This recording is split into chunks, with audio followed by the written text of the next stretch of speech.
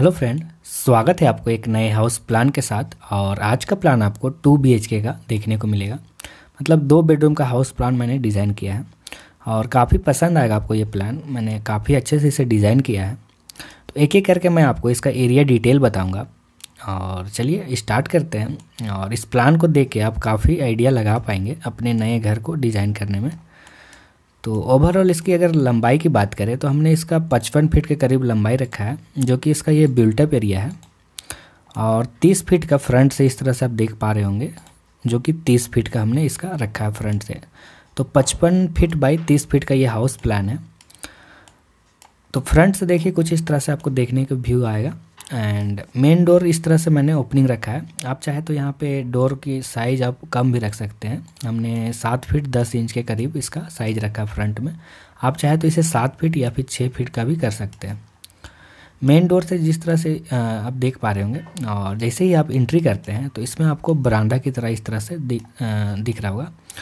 And बरामदा का मैंने कुछ डाउन करके ही डिज़ाइन किया है। जैसे कि प्लेन हाइट 2 फीट के हाइट में मैंने रखा है, तो बरामदा के लिए मैंने थोड़ा सा डाउन करके 1.5 फीट के करीब डाउन करके ही इस तरह से डिज़ाइन किया है। और इसकी साइज़ की बात करें तो ये 7 फीट 11 इंच के करीब हमने इस तरह से आपको देखने को मिल रहा होगा। 7 फीट 11 इंच के करीब हमने इस तरह से जगह आपको यहाँ पे मिल जाता है।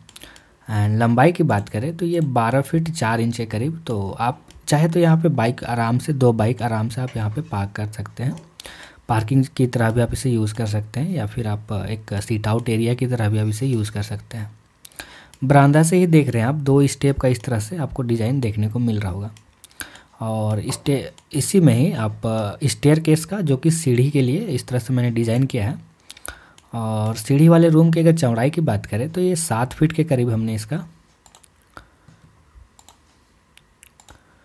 कुछ इस तरह से 7 फीट के करीब हमने इसका चौड़ाई रखा है। तो 2 इस तरह से आप सीढ़ी देख सकते हैं, जो कि क्लॉकवाइज इस तरह से आप फर्स्ट फ्लोर में ग्राउंड से फर्स्ट फ्लोर में जाने के लिए इस तरह से सीढ़ी का यूज़ कर सकते हैं।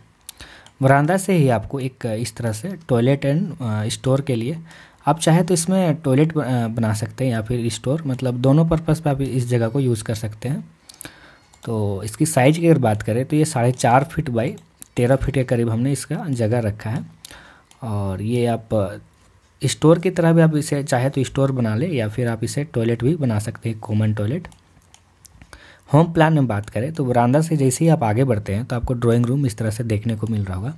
ड्राइंग रूम का साइज़ हमने काफ़ी एक स्टैंडर्ड साइज़ का ही रखा है, जो कि एक 14 फीट के करीब 14.5 फीट के करीब हमने इसका लंबाई रखा है। 14.5 फीट हमने इसका चौड़ाई रखा है। और 17 फीट 11 इंच के करीब हमने इसका लंबाई रखा है ड्राइंग रूम। तो काफ़ी एक अच्छा साइज़ का आपको ड्राइंग रूम देखने को मिल रहा होगा। ड्राइंग रूम से जैसे ही आप आगे बढ़ते हैं तो आपको डाइनिंग के लिए इस तरह से जगह देखने को मिल रहा होगा। और डाइनिंग की साइज़ की बात करें तो 15 फीट 3 इंच अप्रोक्स आप इसे 15 फीट मान सकते हैं लंबाई। और इसकी चौड़ाई की बात करें तो 9.5 फीट के करीब आप इसे चौड़ाई मान सकते हैं। तो आप देख लिए कुछ इस तरह से 9 फीट 7 इंच के करीब इसका चौड़ाई है। तो काफ़ी अच्छे साइज़ का आपको डाइनिंग एरिया के साइज़ भी मिल जाता है। डाइनिंग एरिया में ही आपको इस तरह से कबर्ड के लिए कुछ जगह मिल जाता है, जो कि आप कबर्ड बना सकते हैं। यहाँ पे 3 फीट का आपको चौड़ाई के साथ इस तरह से जगह मिल जाता है। आगे हम बात करते हैं इसमें किचन वाले एरिया की। तो किचन आप देखिए डाइनिंग से ही जैसे ही आगे बढ़ते हैं तो आपको किचन के लिए कुछ इस तरह से जगह मिल जाता है। और किचन में आपको एक अटैच इस तरह से स्टोर रूम भी मिल जाता है। और स्टोर की अगर साइज़ की बात करें तो 4.5 फीट का हमने इसका चौड़ाई रखा है। और 10 फीट के 11 फीट के करीब हमने इस तरह से इसका लंबाई रखा है। तो 4.5 फीट बाई 11 फीट का आपको स्टोर रूम इस तरह से मिल जाता है। किचन की साइज़ की बात करें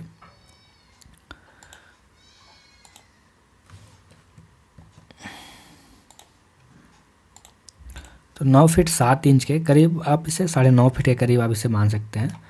और लंबाई की बात करें तो ये 11 फीट के करीब 11 फीट बाई 9.5 फीट का आपको किचन का इस तरह से जगह मिल जाता है। और किचन में देखिए आप इस तरह से आप विंडो इस तरह से डिज़ाइन कर सकते हैं। ओपनिंग आपके पास अगर सेटबैक एरिया है तो इस तरह से ओपनिंग आप रख सकते हैं किचन में। आगे हम बात करते हैं इस प्लान में होम बेडरूम के बारे में। तो बेडरूम की मैंने 2 बेडरूम का डिज़ाइन किया है। और फर्स्ट बेडरूम की बात करें तो ये किचन वाले एरिया के जस्ट बगल में ही है। तो इस तरह से आपको फर्स्ट बेडरूम जो कि 13 फीट बाई 11 फीट का आपको बेडरूम का साइज देखने को मिल रहा होगा। इसी में मैंने बेडरूम में ही एक अटैच टॉयलेट प्रोवाइड किया है जो कि 6 फीट की हमने इसकी चौड़ाई रखी है और 10 फीट का आपको इस तरह से लंबाई मिल जाता है। तो 6 फीट बाई 10 फीट का आपको टॉयलेट देखने को मिल रहा होगा। इसमें आप कंबाइंड टॉयलेट एंड बाथ के लिए इस तरह से डिज़ाइन कर पाएंगे। सेकेंड बेडरूम की बात करें तो आप डाइनिंग एरिया से ही इस तरह से आप देख पा रहे होंगे, यहाँ से ही आप आगे सेकेंड बेडरूम में आ सकते हैं। और इस बेडरूम की साइज़ की बात करें तो ये 13 फीट बाई 13 फीट का आपको इस तरह से बेडरूम जो कि एक सेकेंड बेडरूम है 13 बाई 13 का, इस तरह से आपको सेकेंड बेडरूम देखने को मिल रहा होगा। इसमें हमने एक ड्रेसिंग के लिए जगह रखा है और एक टॉयलेट के लिए इस तरह से एरिया रखा है जो कि 7 फीट का हमने लंबाई रखा है bathroom and bath and toilet के लिए और 4.5 फीट की इस तरह से चौड़ाई रखा है। ड्रेसिंग के लिए भी आपको सेम साइज का जो कि 4.5 फीट की आपको चौड़ाई इस तरह से देखने को मिलेगी। और लंबाई की बात करें तो इस तरह से 5.5 फीट के करीब ड्रेसिंग के लिए मिल जाता है। तो कुछ इस तरह से ये प्लान था 2 BHK का। फ्रंट में इस तरह से आपको बरामदा मिल जाता है, बरामदा से ही आप सीढ़ी वाले रूम में जा सकते हैं और यहाँ पे चाहे तो आप स्टोर या टॉयलेट की तरह आप इसे यूज़ कर सकते हैं। आप साइज देख लीजिए इस तरह से। एंड आगे बढ़ते हैं तो आपको ड्राइंग रूम इस तरह से जो कि 14.5 फीट बाई 17 फीट 11 इंच के करीब आपको 18 फीट के करीब आपको काफ़ी एक अच्छा साइज़ का ड्राइंग रूम देखने को मिल रहा होगा। यहाँ पे मैंने डाइनिंग एरिया का डिज़ाइन किया है। किचन आपको यहाँ पे मिल जाता है एंड स्टोर के लिए भी जस्ट उसमें अटैच आपको इस तरह से स्टोर किचन स्टोरेज के लिए इस तरह से जगह मिल जाता है। फर्स्ट बेडरूम यहाँ पे आप देख पा रहे होंगे एंड सेकेंड बेडरूम यहाँ पे। फर्स्ट एंड सेकेंड दोनों बेडरूम में भी आपको अटैच टॉयलेट इस तरह से देखने को मिल रहा होगा। तो कुछ इस तरह से 55 फीट बाई 30 फीट में इस तरह से आप प्लान डिज़ाइन कर सकते हैं। एंड देखिए कुछ इस तरह से विंडो एंड वेंटिलेशन के लिए आराम से इस तरह से आप टॉयलेट एंड बेडरूम में इस तरह से विंडो एंड वेंटिलेशन इस तरह से प्रोवाइड कर पाएंगे।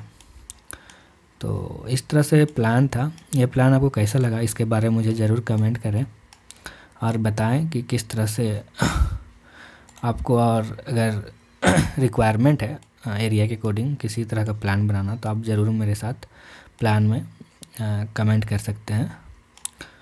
चलिए मिलते हैं नेक्स्ट वीडियो में। अभी के लिए बस इतना ही। Take care, bye. Hello friend.